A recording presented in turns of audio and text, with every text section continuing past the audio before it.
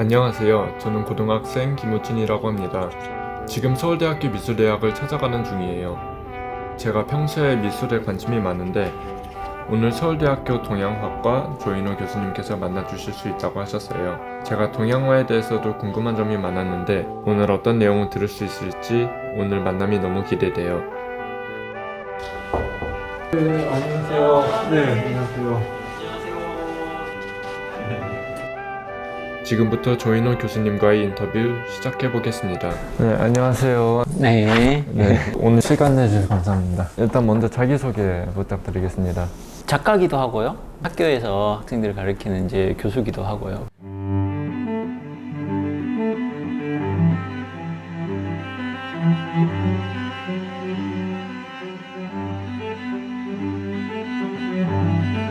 작가로 보면은 이제 수묵화 중에서도 산수화를 주로 그리는 수묵산수화 작가고요. 서울대학교 동양학과에서 학생들을 가르치고 있는 교수기도 합니다. 교수님께서 대표작이라고 하면 이제 어느 게 될까요? 휘어진 산수라고 하는 이제 시리즈 작품들이 있고요. 그 중에서도 뭐 제일 좋아하는 거 뽑으라 그러면 매일매일 새로운 거 나오니까 새로 이제 나오는 것들이 자꾸 더 좋아져서 대표작이라고 하는 거는 조금 아껴둘게요. 네. 교수님 같은 경우는 이제 그림을 그리게 된 계기나 뭐 여러 것 위에 누나가 한 명 있는데요. 누나가 이제 그림을 했어요. 나랑 되게 친한 친구가 누나한테 이제 그림을 배웠어요. 가서 뭐 하나 이렇게 보니까 저 친구가 하면 나도 할 수 있을 것 같고 뭔가 재밌을 것 같기도 하고 그래서 이제 그림을 그리기 시작을 했어요. 근데 이제 남자가 이제 그림 그린다고 하니까 취직도 하고 그걸로 직업이 돼야 되는데 그냥 그림 그리면 먹고 살기 힘드니까 주변에서 디자인을 하라고 하더라고요.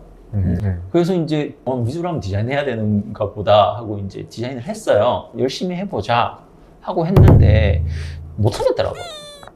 솔직히 네. 적성이 안 맞고 잘 못 하겠고 그거 해가지고는 대학을 못 가겠더라고요.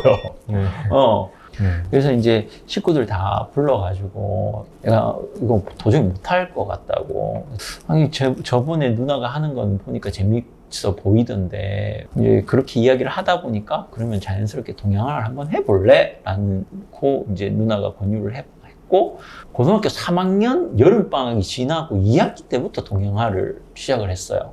자녀분이나 가족 중에서 이제 미술적 재능이나 뭐 이런 쪽에 이제 타고난 사람들이 있나요?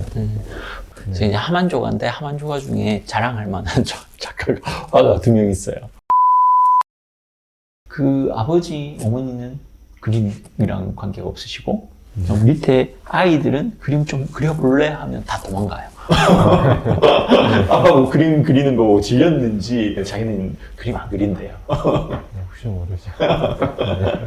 네. 보통 영감을 얻으실 때 이제 자연 쪽에서 나오는 건가요? 우리가 삶을 살아가잖아요. 그러니까 이제 삶을 살아가면서 어떤 고민들, 그 문제들을 어떻게 이제 해결할 수 있을까? 그런 문제들을 해결할 수 있는 어떤 장소들을 이제 생각을 하게 되고요. 그리고 그 장소에 이제 갑니다. 그러면 그 장소에서 이렇게 내가 지금 일상 속에서 어떤 하는 고민거리들 이런 것들이 이제 그 장소에서 특정 장소를 막 걸어 다니다 보면은 그 자연 속에서 그 고민들을 어떤 측면에서 이제 해결을 하게 되죠. 삶과 자연 그 속에서 어떤 조화를 찾아내는 거 그런 부분들이 이제 중요한 부분이 될 것 같아요. 이게 그림들을 보면 이게 뭐 크기도 엄청 크고 디테일도 좀 많고 하다 보니까 이게 뭐 하루 이틀 걸릴 건 아닌 것 같은데 사진을 찍어서 오거나 그런 건가요? 아니면 그 자리에서 이제 보통 그림 아웃라인이나 이런 걸 좀 잡아놓는 건가요? 주로 이제 산을 처음부터 가면서부터 시작을 해가지고 자료 형식으로 계속 찍어요, 사진을. 거의 무의식적으로 그냥 사진을 찍는 행위 그런 것들이 이제 계속되고 최대한 그 안에서 내가 많이 느끼려고 해요. 그러면 처음에 이제 등산을 막 하게 되면 처음에는 사각사각 발걸음 소리도 들리고 또 내가 막 그 고민하고 있던 생각 생각들이 막 떠오르게 되는데 어느 정도 좀 지나다 보면은 사실 이제 그런 생각들이 많이 없어지고 주변에 뭐 풀, 나무, 산 뭐 이런 것들이 이제 눈에 점점 들어오기 시작을 해요.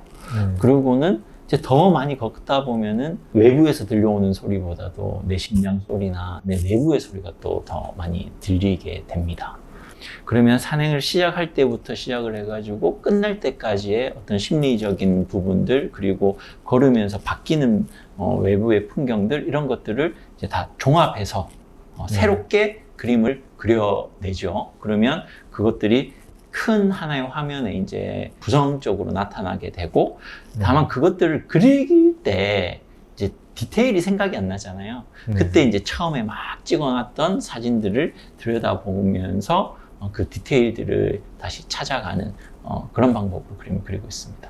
그래도 이제 사진에 있는 걸 모든 걸 다 그리진 않을 것 같은데 이제 뭐 감정이나 이런 거를 살릴 때 이제 어떤 포인트를 이제 중요시 여기는지 그런 것도 아까 말씀드렸듯이 내가 막 걸으면서 어떤 깨달음이 일어났던 어떤 순간들, 굉장히 인상 깊은 뭐 자연의 모습이 있을 때도 있고, 강한 감정을 느끼는 포인트가 될 수도 있고, 또 내 안에서 어떤 이성적인 어떤 성찰이 일어나는 포인트들도 있고, 그 중에서 이제 중요한 부분들을 이제 구성을 해 나가는 거죠. 네. 근데 그 구성을 어떻게 하느냐라고 하는 거는 사실 답은 없어요.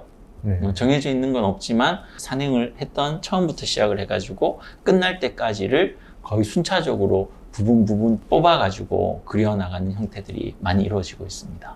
그 보통 이제 지금 알기로는 이제 동양화 같은 경우는 그 원근법 이런 것들이 잘 없는데 그 그림을 이제 보면 곡선으로 오면서 가장 그 많이 보이는 그런 부분들이 있고, 그 다음에 조금 그것보다는 덜 많이 이제 그림에서 보여지는 부분들이 있는데, 그런 것도 이제 중요한 점을 이제 좀 하이라이트를 시키기 위해서 만든 건가요? 네네, 맞습니다.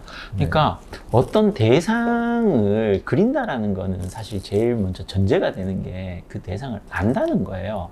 알아야 그릴 수가 있거든요. 원근법을 통해서 보면 대상은 고정되어 있고 주체가 일정한 시점에서 대상을 바라보게 되면 보이는 특정한 시점에서 특정한 시간에서 바라보이는 대상밖에 알 수가 없어요. 그걸 그린다라는 거는 제한된 대상 그 부분을 그린다는 거가 되겠죠. 근데 이 어떤 대상을 잘 안다라는 거는 예를 들면 아침에 어떤 대상의 모습, 점심 때, 저녁 때, 비가 올 때, 뭐 눈이 올 때 모습이 다 다르게 보이잖아요.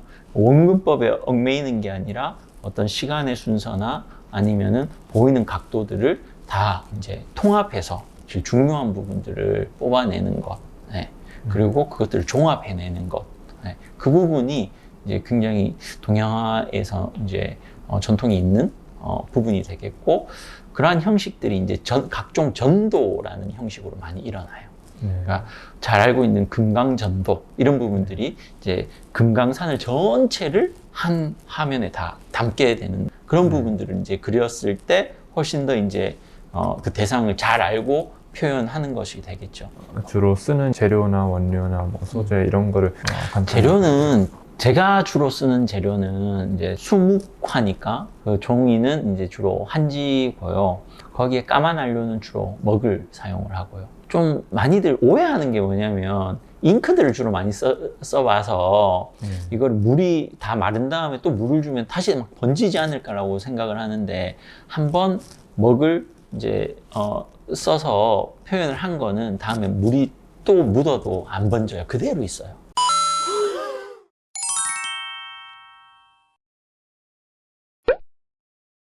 그림 되게 단순한데요. 그 유화라고 이야기하는 거는 뭐 빨간색, 파란색, 알료 그 색깔을 나타내는 게 알료고요. 거기에 어떤 접착제를 섞느냐에 따라 가지고 물감의 종류가 바뀌어요. 수채화 물감 같은 경우에는 그 안료에다가 아라비아 고무액을 섞으면 수채화 물감이 되고요. 거기 기름을 넣어가지고 섞어서 접착제를 쓰면 유화가 되고요. 그다음에 아크릴 수지를 넣어가지고 쓰면 아크릴 물감이 돼요. 근데 동양화 물감은 대부분 악교라고 하는 접착제를 여기에 가지고 이제 쓰게 됩니다. 다른 뭐 한국화 작가들 같은 경우에는 거기에 이제 채색 재료들을 많이 이제 쓰는데,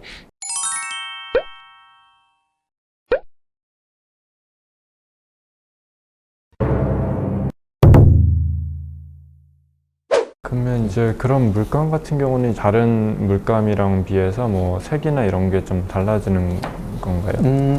그 사용하는 방법도 여러 가지가 있고 네. 이제 중요한 포인트 중에 하나가 이 보존성이에요. 보존성. 네. 얼마나 오래 갈 수 있을까? 네.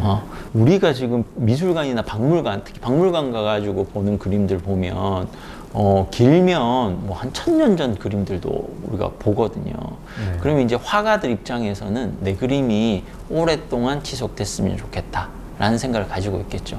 그러면 이것들을 얇게 펴가지고 칠하고 말리고 칠하고 말리고 해서 여러 겹을 쌓아서 그렸을 때, 그리고 진하게 해가지고 두껍게 한 번에 발랐을 때 이게 발색은 어떻게 다르고 또 얼마나 오래 가느냐, 그 차이가 또 생기거든요. 네. 그런 것들을 이제 고심을 하면서 그림을 그리게 되는 거죠. 근데 대부분 동양화 재료들은 얇게 펴서 칠하고 말리고 칠하고 말리고 칠하고 말리고를 거듭하면서 그리는 그림들이 많이 있습니다. 네. 잠시만 뭘 더 물어봐야죠 이제?